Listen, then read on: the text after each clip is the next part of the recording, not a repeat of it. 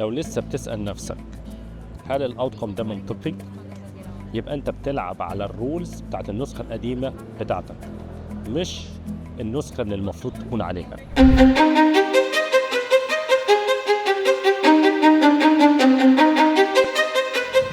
كان عندي كلاينت شاطرة ومحترفة محققة كتير، بس كانت حاسة دايما انها مضغوطة وفاضية من جوه.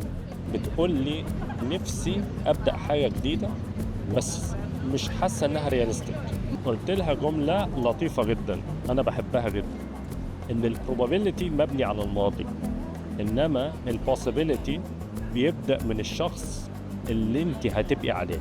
الجملة دي فتحت حاجة جواها، بدأت تتحرك وبدأت تاخد اكشنز، مش لأنها ضمنت النتيجة، لا، لأنها بطلت تفكر كأنها في اختبار ناس. في 3 شيفت لازم نتعلم.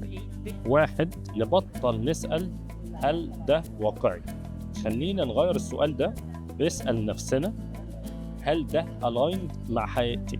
تاني حاجة، ما نستناش الظروف تتظبط، احنا اللي بنصنع الواقع الجديد بنفسنا. تالت حاجة، دايما ناخد قراراتنا وكأننا بقينا الفيوتشر سيلف بتاعنا، وأكن أخدنا الموافقة على القرار. لو الكلام ده لمس حاجة جواك، اكتب لي كلمة ريدي في الكومنتس، وهبعت لك possibility map تساعدك تبني المرحلة الجاية.